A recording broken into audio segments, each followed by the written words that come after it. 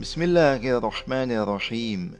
Dans cette courte vidéo, je vais vous présenter trois synthèses de la sourate numéro 36 du Saint-Coran, la sourate Yasin, afin de mieux retenir le contenu général qu'elle englobe. La première synthèse nous est présentée par Cheikh Makarim dans son Tafsir et Nemouné.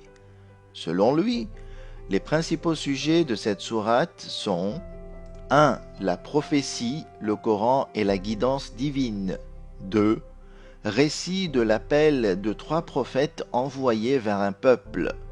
3. Le tawhid et la création d'Allah.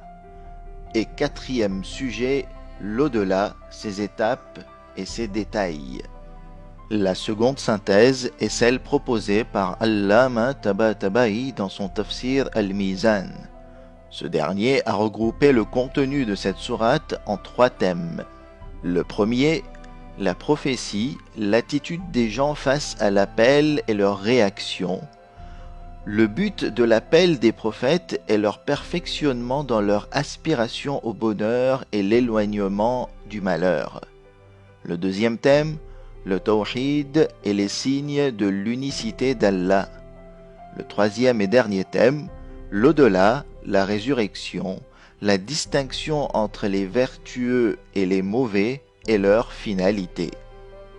Enfin, la troisième et dernière synthèse est celle de Cheikh Ridai Isfahani dans son Tafsir et Mahr.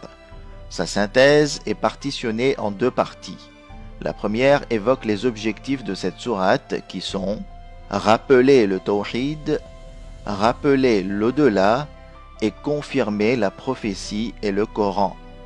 La seconde partie expose les principaux sujets de la sourate regroupés en trois thèmes.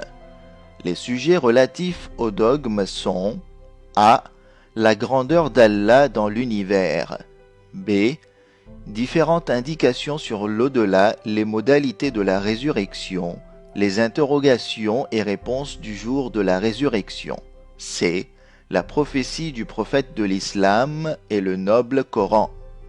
Les sujets relatifs à l'éthique sont inciter les gens à partager, B. Le récit du peuple d'Antioche et leur réaction face aux envoyés de Dieu, et C. Indication sur le récit de Obey ibn Khalaf et son refus de la résurrection corporelle et matérielle. Enfin, les sujets secondaires de cette sourate sont A. Le but de la révélation du Coran est le fait qu'il ne soit pas un recueil de poèmes. B. Énoncé de la loi générale de couplage dans la création. C. Mention de la réalité du mouvement du Soleil et des différentes stations de la Lune et leur rotation. D. Rappel du pacte de Dieu avec l'homme de ne pas adorer et obéir le Satan. E. Les pieds et mains parleront le jour de la résurrection. Et F. La création de l'homme à partir du sperme.